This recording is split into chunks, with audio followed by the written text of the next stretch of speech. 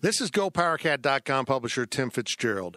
Thank you for listening to this Powercat podcast.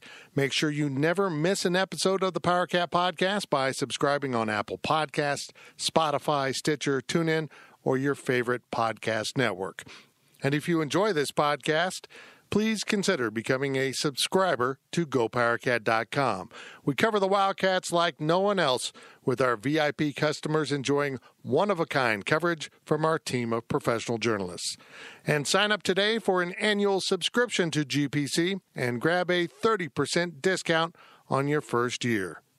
And now here's the Powercat Podcast. The following is a GoPowerCat.com and Spirit Street production.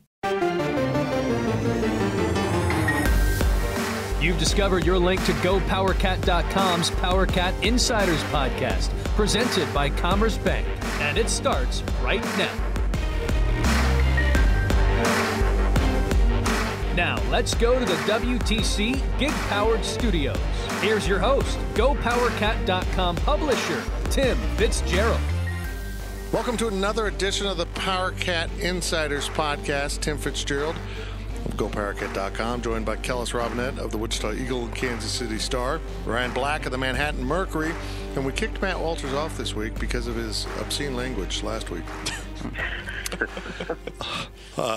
He's got other obligations, so we're joined by Tyler Greever, my buddy from WIBW, which hosts The Drive. Thanks for not showing up on Sunday nights and interrupting our TV magic. Anytime, man. It's good to be a part of it. I'm glad you guys could welcome me on. Tyler, let's start with you.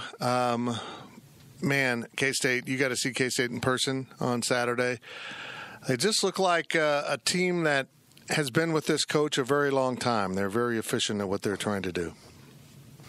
Yeah, I mean, I think the thing that surprised me maybe the most so far through 2 games is just the way they've been able to establish an identity. I think that's what you always look for in a new coach is, can he take on the attitude of this guy quickly and really start implementing what he wants to do? And, I mean, the way they've just been kind of pounding the ball through, granted, 2 inferior opponents' throats, but to be able to still do that in as efficient of a fashion, time of possession numbers are pretty eye-popping as well. I think that's what it looks like. They have a plan, and it looks like they're just executing it so well right now. And I don't know if I expected that so quickly with the first 2 games. Yeah, it's been pretty amazing. And we're sponsored by Commerce Bank, Matt's employer that wouldn't let him come today because they're tyrants. That's not correct. They're very nice people. Do your banking at Commerce if you have money. If you're a sports writer, keep it under your mattress. Here's our first ever read from Kellis Robinette of an ad. This is going to be amazing. Okay, here we go. Life is full of moments, big and small. Commerce Bank has the technology and the people to help with whatever financial challenges come your way. Commerce Bank, challenge accepted. Bam! See, who needs Matt? Well done. Who needs Walters? Yeah, who needs him? We'll have you do the next one in that sultry southern accent, Ryan. I'll do what I can. Yes, I want to hear that.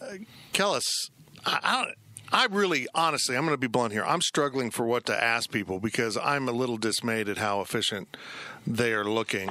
Now, the running game just picked up where they left off. Now they played a bunch of young guys.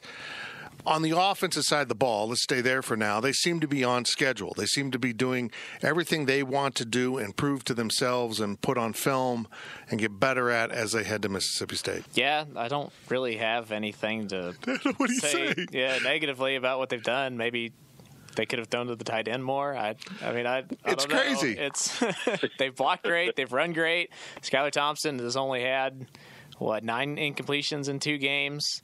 And 4 of them were drops? Yeah. So, I mean, I'm ready for him to play a team with a pulse, honestly. Yeah. I mean, I know Nichols was a good FCS team, but Bowling Green's trash. Yeah. Sorry, Falcons, you're trash.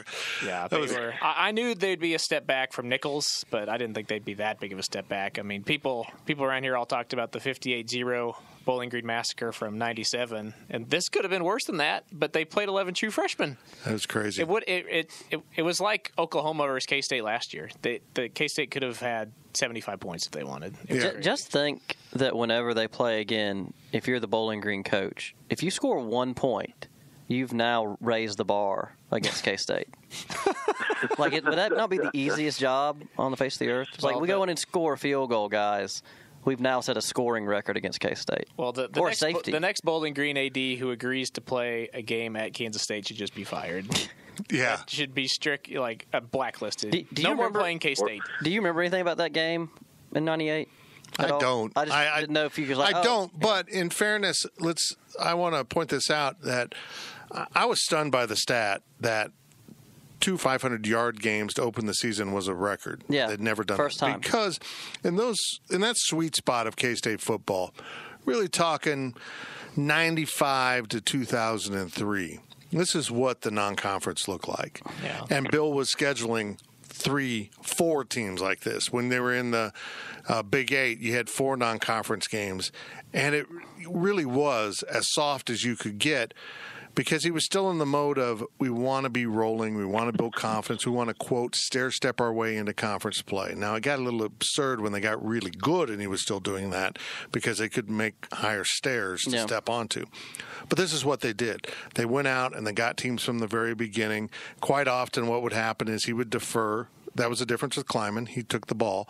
He would defer, give the other team the ball, create a turnover, score, get the ball, score, and then, get the ball in the second half and score. And then all the starters would come out. And he always said, Kellis, I want to get as many guys in as possible. But then in the later years, he wouldn't do the things to make that possible.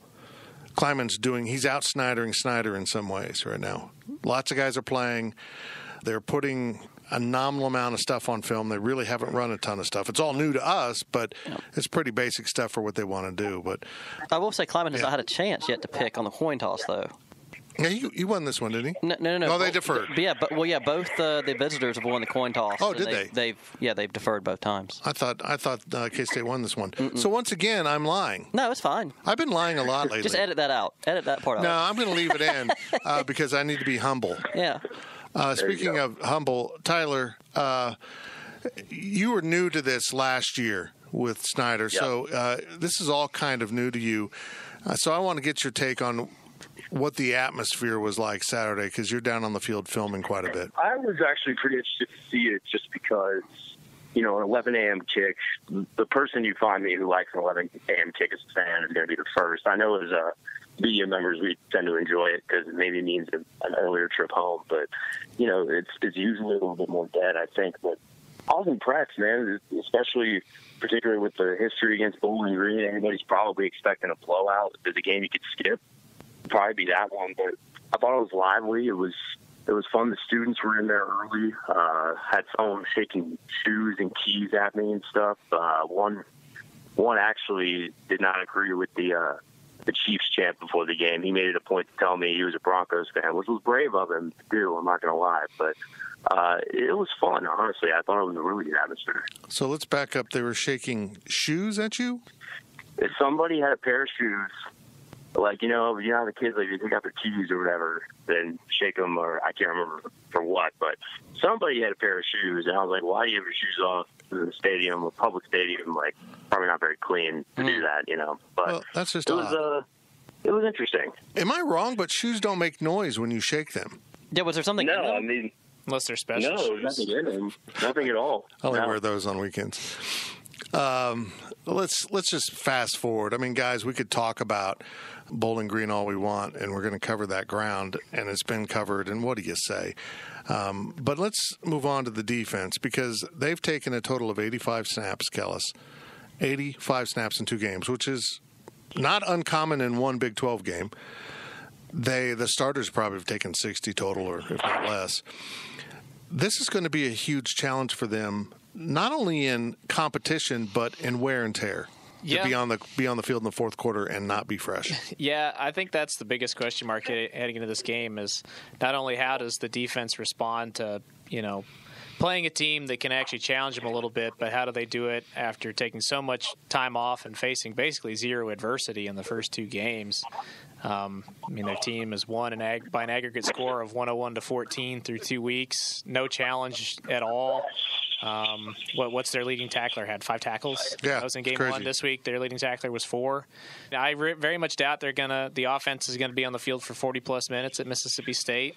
So how do they respond to that? What do they do when they start running downhill and actually pick up some first downs? That's what I'm probably most eager to see here. I agree how they respond. Scotty Hazelton said before the first game, Ryan, we're not going to be vanilla. We're going to do our stuff. And then he's been vanilla. I mean, they're doing just their basic stuff right now, but why not? I mean, you don't need to show anything right now. You're getting it done. I mean, Bowling Green was 0 of 13 on 3rd and 4th down conversions. What do you improve on there? You steal the ball every down? I don't understand. I mean, I guess really sacks. I guess that's like the only category. Yeah. And specifically from the front 4, because I know that's something that both Reggie Walker and Trey Deshawn said after Saturday's game, is that we were glad that Daniel Green finally got that first sack. But as a front 4, and specifically these 2 seniors, they're like, hey, we've got to up the pressure from us, because we can't be expecting linebackers and defensive backs to be getting those numbers. And I guess like I said, that probably would only be the one thing is yes, they have not gotten a lot of pressure on the opposing quarterbacks yet. That like I said, maybe would be the only real. From the front 4 would be the only real criticism I think you could have right now of the defense. Tyler, you spent time in this neck of the woods down in the South, Mississippi State. What's K-State walking into in Starkville? Well, I think the quarterback situation is going to be kind of interesting for State, because I think Tommy Stevens left their last game against Southern Miss with an upper body injury, and if I'm reading correctly, coming in this week, they don't know what's going to happen with him. His backup, Keaton Thompson, entered the transfer portal and then decided to not transfer from Mississippi State. So if Stevens can't go, is Thompson going to come in, or are they going to bring in like Tommy Schrader, 3rd string young guy, to be in there? But for them, it's the running game, man. I mean, Kylan Hill, K-State got a pretty good taste of him last year. Kid's a beast. Yeah. I mean, I don't know if you want to go watch a highlight from their last game, he straight just hurdled the dude from Southern Miss. That was pretty ridiculous, and he was one of the top running back recruits, not only in Mississippi while I was there, but the country. And he's a problem. So I think getting a taste of him is going to be one heck of a step up from anything they've seen so far this year. Yeah, give me a quick evaluation of how annoying the cowbells are. Oh, God. I'm going to be honest. I don't know if I can give you a real description of it. It's really something you got to kind of experience for yourself. It's like I got numb to it after 3 years, but it's pretty dang annoying. Like as a whole, like as an opposing fan or anything, yeah, it's not fun. And Davis Wade is a fun atmosphere. And I mean, I know the SEC has a reputation for a bunch of different stadiums, but Davis Wade was one of the more rocking ones that I got to go to during that time. It was a fun place.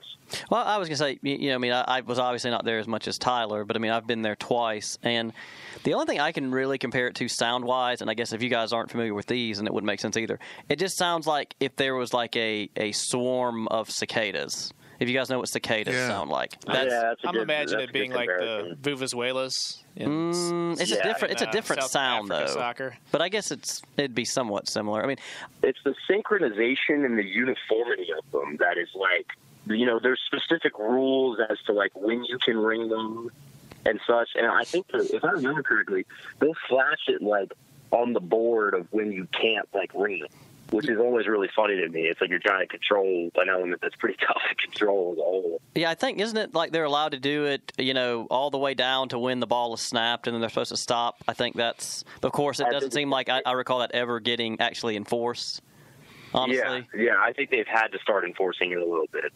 Throw a flag once in a while, it gets straightened out. Yeah. But I'll just say that, Tyler, and I don't like this, maybe making this like I'm some kind of elitist, but I will say, because like there were some other people when I used to cover Auburn and we'd go there and they would talk about it's like the most annoying loud sound ever, and I'm like, I mean, if you guys have ever been to like any kind of stock car or drag racing or something, it's nowhere close to that at all. No. But if you've if you've literally never been to something louder than like this football game, then yeah, probably that will be And like I always say, it's not even necessarily it is that it's loud. It is just kind of annoying. And I do think, like Tyler said, I think over time, probably by the second quarter, I'd say, okay, it'll just be kind of like background noise at that point, I would think. But there were certain people I knew on the Auburn beat who would go there and they would sit with earplugs in their ears the whole game because they just hated it that much. And I'm like, wow, okay. Yeah. That's, you do you. That was me in the swing press box at Texas A&M.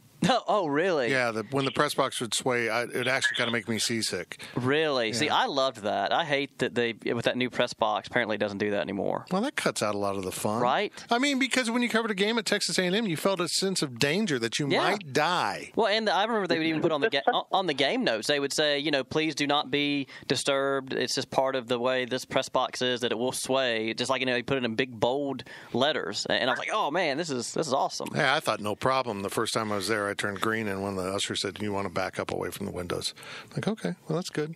Got any ice cream sandwiches? I'm a hard worker. Kellis, one of the fun parts of our job is going to places like this. Now, I'm out this weekend. My boys are going, but I stay at home now, so I miss out on this. But, man, going to new venues, one of the fun things about our job, isn't it? Just seeing the whole culture, the stadium, experiencing it. At the end of the day, it's work, and we're busy, but it's also fun to change the venue. For sure. I was happy when they added this game on the schedule, at least until I realized how difficult it was to get to Stark Vegas. Yeah, it's not easy. But yeah, getting there, seeing the cowbells, seeing everybody support a SEC school on the road will be fun. Pretty much every, road non-conference venue I've been to has been pretty sweet since I've been on the beat, other than like North Texas. That was kind of lame. That was the worst press box ever. Vanderbilt, that was basically a K-State home game. That wasn't SEC school in name only. Exactly. Football. But other than that, Stanford was a lot of fun. Miami was great way back in the day. It was great. See, that Stanford game sounds really cool. One. That would have been a cool game. Stanford was pretty it was cool to go out there. It was cool to kind of experience it and see the campus, but the stadium itself, the crowd, it was lame. It was lame. There wasn't much interest in the game. There's more purple there than Cardinal, which was funny. Well, I mean, they were probably busy, protesting like a tree that was going to get cut down or something. Wow. Yeah. I mean, there's important stuff going on there in Palo Alto. Yeah, they got a lot of other things to worry about.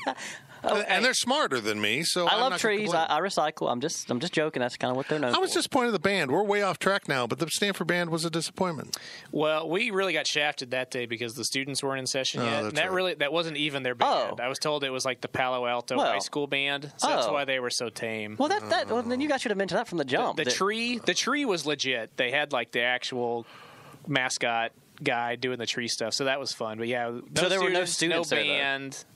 It was as bad an atmosphere well, that's too as bad. you could get. But the environment was cool, and when I left that game, I'll never forget this. Their SID, when I was leaving, said, hey, we've got an abundance of extra food and drinks, so on your way out, take as many pizzas as you want, and and take a full case of beer if you want it. So I left the Stanford football press box with a case of Bud Light and like 3 pizzas. Nice. I didn't. Cover Stanford. Man, I didn't think that they willingly gave alcohol out in press boxes. It's old school. 2016 when this would have private school. Oh well, okay, yeah, private school. You're right. That's very old school. This gets to my philosophy about the media, and this kind of fits the whole tree forest thing we're into right now. Totally off track, Kansas State football. But I've always compared the media to bears because to get us to come back, you got to feed us, but eventually we'll tear up your camp. We'll try to attack you, climb in your car. We'll get unruly. Very good. Well, we are in the woods, and let's take a little break right now and get back on track with the GoPowercat.com Powercat Insiders Podcast that is turned outside. I don't know how that works. We're sponsored by Commerce. We'll be right back. Stay locked in. The Powercat Podcast will be right back.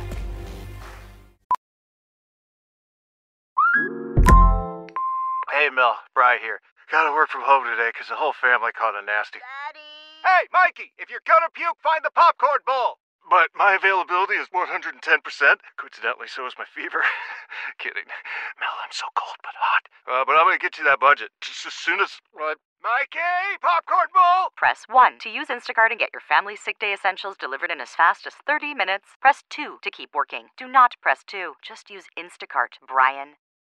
Is your January looking dry? Get some lotion. Get a humidifier. And better yet, get Drizzly, the go-to app for drink delivery. With Drizzly, you can compare prices across local stores to get the best price on a huge selection of drinks perfect for dry January. Every single time. Non-alcoholic wines? Have a look. Ready-made mocktails? Grab a straw and order them up. Beer without the alcohol? Yep, take your pick. You can find all of them here, in the app, in that phone that's in your hand. Could it be any simpler? Nope, not a chance. So shop for great deals on all your dry January beverages or other drinks and get them delivered to your door or blanket fort, maybe. Download the Drizzly app or go to drizzly.com. That's DRIZLY.com. Must be 21 plus, not available in all locations. And don't forget to lotion up your elbows. They're looking a little dry. We now send it back to Fitz in the WTC gig-powered studios. Welcome back to the Powercat Insiders Podcast, sponsored by Commerce Bank. And we have a ceremonial passing of the reads going on here in the WTC gig-powered studios. You can read whichever one you want, Ryan Black. You are up. Give me some magic. Oh, okay. I was just making sure I can read any of the three, but I don't want to repeat. You know what? I'm going to go with the second one just to go sequentially here. Commerce Bank has the technology and the people to help with whatever financial challenges come your way. Commerce Bank. Challenge accepted. Wait a second. Is that the same one that Kellis read? Very similar. That's They're different. similar. Mine was a little longer. That ends with challenge accepted. Challenge accepted. I guess I didn't accept the challenge well enough because I quit midstream. Do you want me to go to the third one? Yeah, read the third one. It's a 5-second Here we read. go. Whatever Hey, Kellis, cut me some slack here. This is my first read. Jeez Louise, you guys. Whatever financial challenges come your way, Commerce Bank can help. Commerce Bank. Challenge accepted. Bam. There you go. Yeah, Bam. Challenge accepted. A little slang to it. I like it. I hope that makes people go and sign up. Now let's back up here, Greever. Where were you at before you came to Topeka, so our listeners know that you covered Mississippi State a little bit? I was in Jackson, Mississippi for 3 years, and we covered both schools. We covered Ole Miss and Mississippi State, kind of similar to the situation I'm in now. And you did that 2-hour drive. Did you go up the Natchez Trace? Natchez Trace, yeah. That's actually, I really didn't like driving on that because the speed limit's like 55. Oh. And it should not be 55. It's a pain. It's a pain in the ass, like big time. But plus, it's too scenic. Beautiful. Yeah, it's like they want you to, obviously I'm trying to get to where I need to be. I used to drive on that a lot when I went to Alcorn State, too, one of the HBCUs we covered. And, yeah, it was really very annoying. I was just like, you get to like 60, 55, you're like, whoa, wait a second. Not trying to get pulled over in the station car. Can't have that happen. Okay. What would happen if that happened, by the way? Do you get, like, your driving privileges revoked by the station or what? I mean, nah. I mean, it happens. Like, we have an insurance policy on the cars and such. So, I mean, it gets handled. Having said that, though, I mean, you would like to avoid those situations at all costs. I'm not trying to speak from personal experience. I'll leave that to another time, but still. Well, I'm just going to put you down as someone that's opposed to roadside beauty. You can say it's about speed limit, but you just don't like beautiful things. Well, I mean, hey, that's kind of one of the beautiful things about Kansas. It's just like I can go 75 on 70, and it's just fields, more fields, and I can stay focused on the road, I look at it as a good thing. Okay, whatever. Well, I've heard a rumor, Fitz, that you're really more disappointed you're not going to be getting to drive on that than not covering the game. That's just I am. No. Okay, because yeah. I've been on the Trace before, but up in Tennessee. It's an old Indian trail they've turned into a scenic highway that angles across Mississippi between Jackson and Starkville. That's all I know. Are you forcing Riley and Zach to take that road? They can do whatever they want as long as they understand I'll be disappointed if they oppose roadside beauty like Tyler Greever. Hey, man, it's about, I want to say 2.5 to Starkville from Jackson. Well, 2:15. I'll say 2:15. It's like almost 3 hours going to Ole Miss. Ole Miss is like closer to Memphis. It's weird. It's a weird situation. I would just say that I agree with Tyler in this way. I'm not going to at all go into any of my driving history because it's somewhat of a but I will say that I agree with him that when I'm working, I want to get where I'm getting to quickly. But if I'm on an off day, then yeah, I would love to enjoy the scenic, like you said, not just the scenic views, but I guess I'm sure there are plaques and other things off the roadside saying the history of this highway, and I'm very geeky about that kind of stuff myself. Like, heck, the first part of the interstate was completed here in Kansas, and you see the little thing with Eisenhower on it. Yeah. It's pretty cool little deal. Hey, you are flying into Memphis, Kellis. This is a really hard-hitting edition of this podcast. Yes. Oh, man, people are going to love all of this travel talk. You are. Media's what we eat and drink in the press box. Yeah, flying into Memphis, which is a longer drive, but an easier flight route. It was kind of a trade-off. You went to Jackson, a shorter drive. Memphis, a little more convenient flight, longer drive. But I don't care about all that. Where are you going with all Are you going to Graceland? Oh my God! Come on. You get it because you usually fly early, don't you? I am flying out on Friday, but I've stopped in Graceland before. I've seen it. I'll probably skip it this time. That's the only reason, if they, I don't know if you guys saw this recent bowl projection, but somebody had K-State going to Memphis to play. I'm trying to remember who it was. The point was that, that's one of the bigger southern cities I've never been to, and so I would. Memphis has its rough parts, but it's first a very cool. It's got town. some real charm. So I've heard. Hey, you gotta go. We spent a week there for the Liberty Bowl. That was about 6 days too long. Central Barbecue in Memphis was my spot. I love Central. That place is so good. Ribs there, untouched. Okay, I promised that I'd get you out of the woods, and now I've got you into the swamps. So let's get back to K-State football. I think they prefer the word bayou. Yes. Just swamps, Florida. Is there either a swamp or bayou in Mississippi, though? Oh, yeah. They've got bayous. Is it? Yeah, they're kind of swampy in some parts, not the parts you'll be in. Southern close to Louisiana, so. Yeah.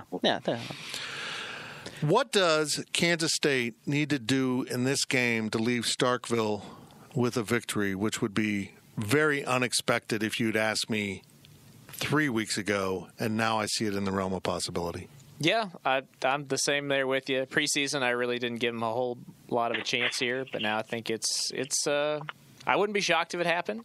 I don't know that I'll pick them to win, but not shocked by any means. I think the big thing will be on defense. I think they've shown enough on offense already. I think they'll score between 21 and 28 and have enough offense to win regardless. But after seeing what Hill did to him last year and just what they did on the ground, it was like Colin Klein-esque, get the ball to the quarterback. He runs forward, either gives it to the running back or keeps it, and they just churn out clock. After seeing how effective they were at that last year, I've got some doubts that they can shut it down this time, even under a new defensive coordinator and with the new swagger. But that to me, that's what they have to do. They have to limit Mississippi State there. Well, what I'd say is based off our conversation is, maybe regardless of what the scoreboard says, you'd say they're winners as long as they travel up the Natchez Trail at some point. Yes. But we all are winners. I don't think the team is taking that drive up. Appreciating American history is important. I just had to say that. But yes, in all seriousness, I think to Kellis's point is they've got to find a way to slow down Hill because again he tore them up last season. When you flip sides of the ball. I remember, and I'm paraphrasing obviously because I don't remember word for word, but all the talk going into last year's game was how good Mississippi State's defensive line was. And they were. And they were. And I remember we talked to Skylar Thompson before the game, during the week, and he just mentioned, they look really big and long on film. But then we talked to him after the game, and he's like, wow. They were bigger and longer than I thought, and they move really, really fast for their size. So like I said, they're not as good up front this year. But I still think, again, thank you, Tyler. And so I don't think, I don't mind him chiming in if he needs. Was there a point you want to make, Tyler? I'm fine to cede it over to you. I understand it's kind of a hard deal here where you're on the phone and it's oh no should I not have said that? No, we clearly know he's on the phone. Okay, I didn't want people to think Ryan just divulged some kind of big secret. No, we can tell by the connection because he's in Lawrence and they don't have a very good phone system there. It's kind of archaic. You're familiar with both of these programs. What does Kansas State need to do to win this sucker? I think control the ball, man. Honestly, I think that's the thing I've been most impressed with through 2 games is that they're playing like kind of a smash-mouth brand of football. I mean, you cycle in 3 different backs, all who are capable, and you control the ball that much, you're going to be able to beat pretty much anybody. And I think the more you can try and make whoever's going to play a quarterback from them, if it's Stevens or whoever else, the more you can try and make that guy beat you, I think you're going to have a better shot. Because Mississippi State's always been able to find pretty solid running backs here and there, but field position-wise on the outside, I don't think they're strong. Kind of similar to K-State in that. They're going to try to run the ball uphill a lot. If you can slow that down enough and get it, I think they have the better quarterback. Yeah. In my opinion, I think Skyler's the better quarterback in this game, and I think you lose guys like Montez Sweat, Jeffrey Simmons, who are both NFL players now. The first and second round guys. You can win that battle up front, go on the road, and handle it with your running game and more experienced quarterback. And that's one thing I don't think we brought up, which, and again, we have to keep putting this in, framing it within the terms of, okay, the competition has been great. But you guys remember last year, it was all that talk about how great the offensive line was. And the first few weeks of the season, they were terrible. And so far, I mean, this offensive line's going down there with a ton of confidence. I agree. So I don't think that can be downplayed either. Because last year when they played Mississippi State, that offensive line was still trying to find itself. The other thing I want to see in this game, and I think is key, is third down conversions. Because they haven't. I mean, they've been efficient on offense. They haven't been all that explosive. They've really just been living off getting in third and short, third and medium, and then converting it and controlling the clock. And you know what? They were like 10-12 in game 1. What were they last week? It was. I could have brought the stats in, but I didn't. Yeah, don't they rank first in the country in third down conversion? Yeah. Right? Yeah. So, and again, I think that's where the weak competition comes in. Yep. Bowling Green and Nichols just put up no fight in those situations. Mississippi State will. So what happens if they're only batting 50-50, only batting 500 third down conversions? How much does that change things? Kellis wrote about him after this last game. Can Malik Knowles make those kind of contested catches against legit a step up in competition? Honestly, like when if it's 3rd and 7 or 3rd and 6 and the running game is not going, can Skyler put a 50-50 ball up there to gain 15 yards and keep a drive alive to a guy like Malik? Like, I think that's what I'm as intrigued to see as anything else in this game. Well, and I was going to say what you guys were just mentioning about adversity is, I mean, we expect, I'm not saying it won't happen, but we expect that they will actually face real adversity Saturday. And, that's something that neither the offense nor defense has faced at any point yet, because then you think about it, it'd be one thing if they had won games 45-38, which means obviously the defense has faced some adversity, or, if they had won 7-0 and obviously the offense. But, like, neither unit has been tested at all. And I just think that's maybe the only negative ever, about winning games so convincingly is because you're too good. We still don't know enough about you. The disparity between K-State and the competition has been shocking. Yes. And those third down conversions have skewed the time of possession. Yep. That's, you want to talk about offense and defense, but really you just look at those third down conversions for and against. That's why the time of possession is so obscene. 40-plus minutes a game opposed to 20 or fewer minutes. It's crazy. I've never really seen that. You see that in a game, but over 2 games, it's crazy. But if K-State can get into the 35-25 range, they're going to be in great shape against Mississippi State, and that is Kleiman's formula, isn't it? And one thing, Tim, that I think is kind of interesting, whenever we get in these SEC Big 12 matchups, I swear everybody wants to get on this. It's a Big 12 high flying offense coming into play. Can they play physical football against an SEC team? Kansas State's not like that. No, I mean they don't fit that profile at all. And I think for Mississippi State fans or SEC fans who are maybe too used to the Big 12 stereotype, K-State's got a chance to come in there and open some eyes and if you come in and expect some type of finesse football, that's not going to happen here. And if they can win that battle up front, which is clearly they got manhandled in that last year, that's the difference. I mean, you come in and punch them in the mouth early and show them that it's not going to be that type of game and show them that you can beat an SEC team in their house at that type of game, it's a whole different ball game out there. I agree. Kellis, what does it mean for K-State football if they go down there and win? It just redefines everything, doesn't it? Yeah. I mean, that would validate everything they've done so far. That's really the only thing you can say is that, the first 2 games have been perfect, but the competition hasn't been existent. And that's why they haven't even gotten a vote in the top 25 yet, but they are number 25 in Sagarin right now, which weighs in victory margin. So if they were to go out and win this game, I think they'd be knocking on the door there of the national polls, if not in it. And I think that would really send a message to everybody that, for whatever reason, things didn't click last year, but now, they're capable of a lot more and probably contenders in the Big 12 if they win this game. Brian, if they win? Well, I do want to say, hold on. I don't know if I want to say, even if they win, it is a big deal. But to then make the jump from there to contending in the Big 12, I still would not feel confident picking K-State over OU or Texas. Well, maybe contenders more like the number 3-ish. Okay. Upper half. Okay, well, you didn't say that. They were picked for 9, so I would say contending is upper half. Okay. No, in that case, then no question. And then think about this, guys. They win. Then they're going into their first open date. Yeah. Man, could you think of a better way if you're not just climbing in the coaching staff and the team, but just the fan base, how they're going to feel 3-0, and now they got a week to celebrate, and they got an extra week to prepare for going at Oklahoma State.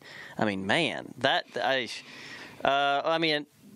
don't know if you could think of a more perfect way to script it. I will say one last thing about that I'm so fascinated to watch Saturday is – what is the communication going to be like for the offense in terms of now they're actually going to finally have to deal with noise? They haven't had to deal with that so far, and especially again when obnoxious noise. Yes, and that's what I'm saying. And then you add in this extra thing we've already touched on with the cowbells. How is Thompson and that offensive line and a fairly young receiving group outside of Schoen? How are they going to respond? I will say that. Thompson has shown he can go on the road and win. He's, led him to victory in that crazy game a couple of years ago at Oklahoma State. Come back at Texas Tech. He's shown he can go on the road and win games. But, I have questions about the rest of the unit and the fact, this is the first time he's going on the road with this coaching staff. Tyler, I assume you're not going, that it wasn't in your big travel budget. Are you going to miss going home? Yeah, I was actually – I thought it would have been fun to not home, but it would have been fun to see some people that, I spent a couple of years working with and such. But, I came into the year expecting them to be like a 5 or 6 loss team. K-State. Somewhere, yes, somewhere in that ballpark. You get a win like this, I'd say you maybe drop that down to like 3 to 4. Something like maybe even 2 if everything goes really well. Right. Honestly, I think that's how it changes for me, and I think this is kind of a big opportunity for Skylar Thompson. Really, in the eyes of such a quarterback-driven conference as a whole. Everybody knows about Jalen Hurts. Everybody knows about Sam Ehlinger. Whoever's playing at Oklahoma State or Texas Tech every year, they're going to get the hype. Brock Purdy. Yeah, Brock Purdy's also very good. Good mention. I think this is a good chance for Skylar to go on the road in the first full-time, year as a starter and show some people, this is why he wanted the opportunity. It's a win that the program really could use, I think. I think it's a big chance for him to show what he's capable of, which I think his ceiling is pretty high. And for Kansas State, it's not just an opportunity to win in an SEC venue. It's also an opportunity to win on ESPN right after College Game Day. They ended up in the sweet spot, and it's huge for the program, isn't it? It's probably a little big for the Big 12, too, as a whole, It is. After last weekend with Texas and what Missouri did to West Virginia, which is apparently not very good, this is really important for the Big 12. Even though it's 2 teams perceived to be lower teams in their conference this season, they can't afford to lose another game like that. I don't want to look too far ahead here, but in the same conversation of what happens if they win this game, if they win again, and go to 3-0, it's really quite possible they could start 6-0. They could before Oklahoma comes here. No, yeah, for sure. Oklahoma State, Baylor, and TCU are after that. They could win all those games. If they could beat Mississippi State on the road, why not? That opens up a world of possibilities. If it certainly does. Yeah, I think at this point, like I said, if they win, that's we'll just use that hypothetical for the moment. So that's 3-0. I can, in good conscience, pick them over OU or Texas. But then Iowa State, I'm not sure about them personally after how just uneven they looked in their opener. Baylor, I kind of view as a toss-up game. I honestly would pick K-State as a favorite over TCU right now just because of the benefit of that open week before. And then Oklahoma State, I'm not too sure on them yet either. But I think, like you said, Kellis, I mean, there's certainly that possibility. There's certainly that possibility they could be 6-0, and we'll just. But hey, they got to get to 3-0 first, or they lose it and they start 2-4. Oh, right. Yeah, that's the that defines how important this might be. But if we do this podcast long enough, we could have them winning the national championship and then the Super Bowl. We could. They've handled Patrick Mahomes before. This is possible. There you go. Tyler and Ryan, you guys are SEC guys. You got a little experience with Starkville. Do you have any fan recommendations? If you're in Starkville, go for it. Tyler probably would be because he was there a lot more than I was. I'll cede to his judgment here. Okay, here we go. There's an Italian place. It's primarily a pizza joint called Stromboli's, but I'm not going to recommend the. I got calzones there that were awesome, like really good stuff, or calzone, stromboli, whichever you want to go with. I'm going to recommend, though, I've got a bit of a sweet tooth. They make these cookie dough bites, where basically warm with essentially cookie dough and chocolate inside, where you can put some chocolate syrup on them. Oh my God, they're amazing. So when I think of Starkville, I think Italian food.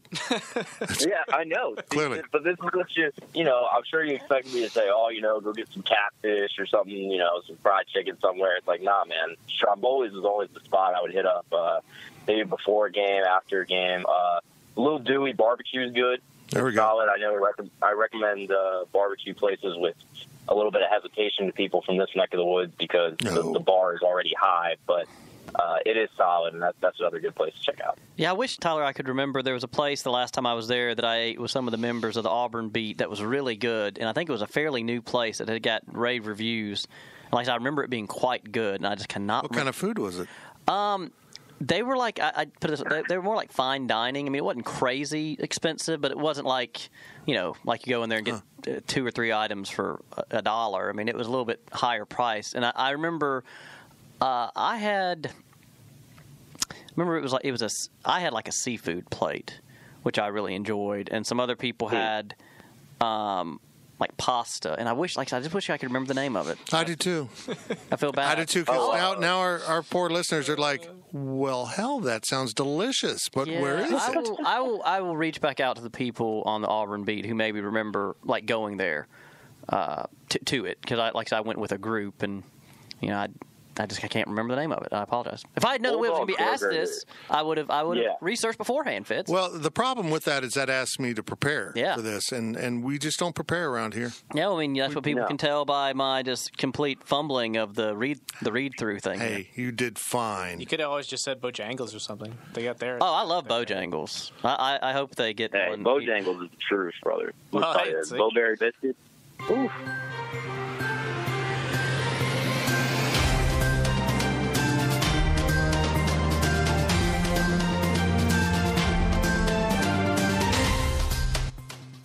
We add this breaking update to this podcast. The restaurant is named Restaurant Tyler. So it's actually named after Tyler Greever, and Ryan Black could not remember the name. Restaurant Tyler in Starkville is his recommendation, although he doesn't know the name of Restaurant Tyler. It looks delicious. Now back to the podcast. There's been a vote for a cookout. Oh, yeah, cookout. Oh, cookout's great. Cookout's where we ate. No, I've never eaten there. They got that. Now I can say something about cookout. Is that that's where I ate after both. Well, actually, I think they had just opened in Starkville in 2016, at least one location. And man, it was. I mean, the people after that game, it was like the line to get through it was out way into the street, so it took forever. But what kind of food is cookout? It is everything. Eclectic fast food. Yes. I mean, they've just got everything. You got to get a $5 tray because you could get a barbecue sandwich, a corn dog, and a quesadilla. Yep. For $5. And that's pretty much the cornerstone of my food triangle right there. Yeah. Not that I'm encouraging people listening to this who are going to go and might drink, but I've heard it's great hangover food. There we go. Oh, it's amazing hangover food. But I'm saying I don't want to try to endorse people getting, out of control. Let's be honest here. These are K-Staters. A lot of them will be hungover. Oh, well. Yes. Particularly if they're staying Saturday night in Starkville after an 11 a.m. game. If K-State wins, they won't only be hungover. They'll be in jail. Oh. That's because that's how they roll. Yeah. Well, that's Get a milkshake at Cookout, man. yes. Get a milkshake. Definitely get a milkshake.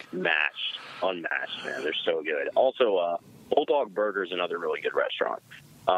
It's kind of like a little bit nicer of a burger joint. I want to say it's downtown, maybe in the Cotton District.